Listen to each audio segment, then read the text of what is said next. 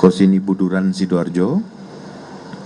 Itu terjadi objek runtuhan bangunan musola asrama putra yang sedang dalam proses konstruksi dan pengecoran. Dugaan awal penyebabnya adalah kegagalan konstruksi, failure of construction. Jadi rekan-rekan, pada kesempatan ini saya sampaikan bahwa pada tanggal tersebut, setelah kejadian, kita pun sebenarnya sudah melakukan langkah-langkah dengan membuat laporan polisi yang dilakukan oleh Polres Sidoarjo. Namun melihat situasional, pada saat itu juga saya sampaikan bahwa kita kedepankan adalah masalah kemanusiaan dulu, sehingga kita melakukan kegiatan-kegiatan pertolongan, yang dimana kemudian dari gabungan, mulai dari Basarnas, TNI, Polri, dari Pemda, dan semua bergabung bersama-sama untuk melakukan kegiatan pertolongan terhadap korban. Yang ini terus berlanjut beberapa hari.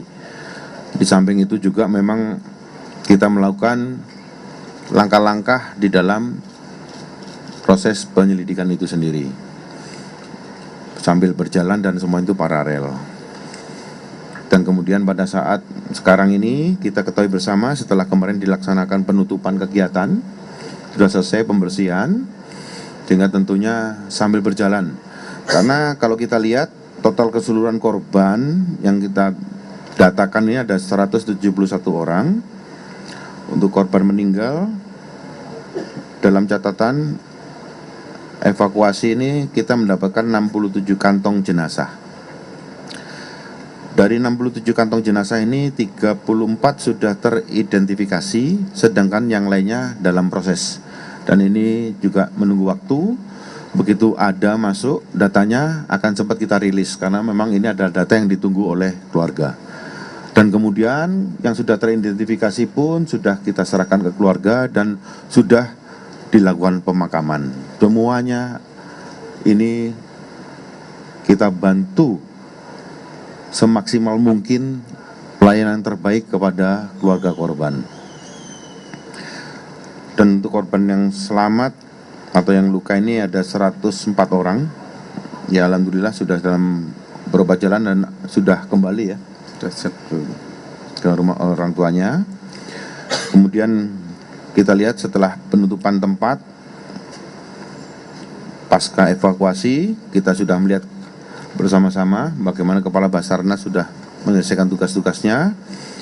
Kemudian tindak lanjut sampai sekarang ini, anggota sudah kami bentuk tim untuk melakukan proses penyelidikan dengan dasar dari laporan polisi LP A4 garing Romawi 9 2025 SPKT Unit Reskrim Polsek Buduran Polresta Sidoarjo. Dan ini pun kami tanganin langsung dari Polda, tim yang dari Polda. Di situ juga digabung, meskipun dari Polresta Sidoarjo diikutkan, tapi kami ambil alih. Jadi di sini kami libatkan tim dari Direktorat Reserse Kriminal Umum dan Krimsus untuk melakukan penanganan proses penyidikan ini. Adapun pasal-pasal yang akan kami sangkakan di sini adalah pasal 359 KUHP dan atau pasal 360 KUHP, kelalaian yang menyebabkan kematian dan atau luka berat. Kemudian kita juga menerapkan pasal 46 ayat 3 dan atau pasal 47 ayat 2 Undang-Undang Nomor 28 Tahun 2002 tentang bangunan gedung terkait dalam pemenuhan persyaratan teknis bangunan. Dan kemudian langkah-langkah yang sudah kami lakukan di sini, kami sudah melakukan pemeriksaan kurang lebih 17 ya saksi-saksi ini. Namun tentunya nanti akan terus berkembang. Dan kemudian pemeriksaan lanjutan pun juga kita akan minta beberapa pihak yang bertanggung jawab di dalam proses pengurusan Ponpes itu sendiri, dan kemudian permintaan keterangan ahli. Jadi meminta ahli untuk minta keterangan resmi dari ahli teknik sipil, ahli bangunan, gedung, untuk menganalisis penyebab pasti mengenai kegagalan konstruksi. Begitu juga ahli hukum pidana yang memperkuat unsur-unsur pidana yang dipersangkakan. Dan kemudian tindak lanjutnya hari ini pun juga rencananya kami melakukan kegiatan gelar perkara untuk meningkatkan dari penyelidikan ke penyidikan. Jadi ini yang bisa saya sampaikan kepada rekan-rekan. Jadi ini juga mungkin juga pembelajaran bahwa di dalam membuat apapun harus ada perencanaan yang baik, perencanaan yang matang. Begitu juga dengan pengawasan, supaya tidak terjadi ke depannya.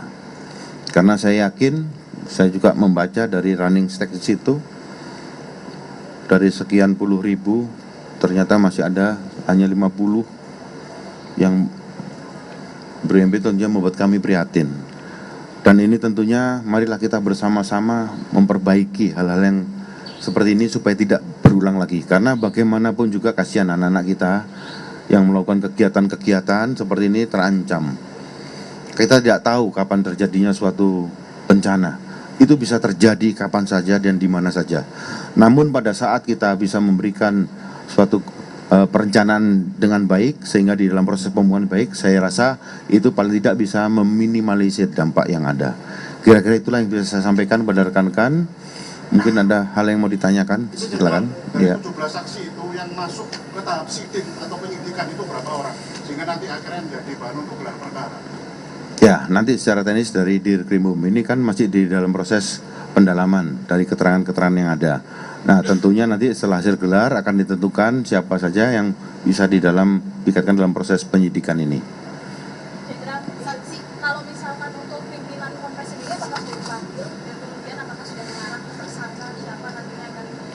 Ya, nanti perjalanannya proses itu. Pimpinan Kompes sudah dipanggil? Belum. Kan kami manggil dulu keterangan-keterangan dari saksi-saksi. Nanti semuanya pasti akan mengarah kepada siapa yang bertanggung jawab di situ.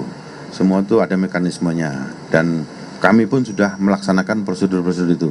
Dan kemudian begitu juga di dalam progresnya nanti akan kami sampaikan kepada rekan-rekan supaya rekan-rekan bisa mengetahui secara pasti bahwa inilah progres yang akan kami lakukan di dalam proses penyelidikan yang dilalui dengan penyidikan mengenai kejadian ini, ya. Kalau perizinan apakah benar kalau ini Kompes tidak? Ya, nanti. Karena kan ini juga sudah lama ya, setahu kami ini menurut info beredar adalah Kompes yang cukup tertua.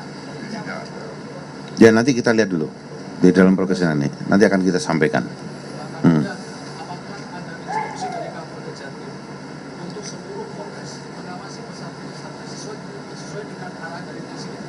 Ya, ini pun juga sudah nanti dengan Forkominda, dengan Bu Gubernur, dan kemudian akan kami sampaikan ke seluruh jajaran untuk menindaklanjutin, untuk mengecek bagaimana progres-progres di dalam pembangunan yang ada. Dan ini kan ranah daripada Pemda.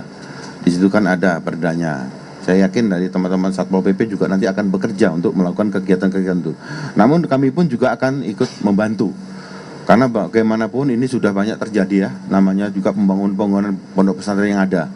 Dan kami ingin bahwa semuanya itu nanti akan terhindar dari permasalahan-permasalahan yang sama. Dan mudah-mudahan tidak terjadi lagi. Ya. Jenderal, apakah sudah ada rekomendasi dari ahli kepada penyidik untuk melakukan semacam penyegelan sementara terhadap gedung-gedung yang dirasa rawan atas standar keamanannya? Ya itu nanti. Ya. Ya itu kan nanti dari tim yang akan dibentuk gabungan dari pemerintah untuk melihat dan mengassessment mengenai kelaikan gedung ini untuk sesuai nggak dengan aturan-aturan yang ada. Apabila nanti hasil risk assessment terhadap gedung itu dikatakan tidak layak, tentunya harus ada perbaikan-perbaikan. Dan ini pun pasti akan dilakukan. Saya yakin pemerintah juga akan segera melakukan kegiatan-kegiatan ini. Jadi kami pun merespon dengan mempercepat proses ini dengan memerintahkan kepada seluruh jajaran untuk cek kembali lagi yang ada, bekerja sama dengan pemerintah daerah yang ada di wilayah masing-masing. Dan ini kita sudah datakan semua pondok pesantren yang ada, sehingga nanti kita kerjasama dengan Pemda dan kemudian dari tim ahli untuk bisa melakukan risk assessment terhadap gedung-gedung yang dipakai untuk kegiatan yang sama. Kira-kira itu ya. Pengasuh Ponpes ini kan dikenal salah satu orang berpengaruh dan orang besar. Apakah penyidik bisa bisa objektif dan transparan dalam kasus ini? Jadi begini ya, setiap orang itu sama haknya, kedudukannya di dalam hukum. Jadi tentunya apapun yang akan melekat itu nanti kita lepaskan dulu. Jadi supaya kita tahu bagaimana progres ini berlangsung dan kemudian mengenai pertanggungjawaban kepada hukum. Karena kita ingat kita ini kan negara hukum. Jadi semuanya saya himbau untuk patuh terhadap aturan yang ada dulu. Ya, oke. Cukup ya. Baik, terima kasih teman-teman. Oke, terima kasih. Sekian. Assalamualaikum warahmatullahi wabarakatuh. Salam.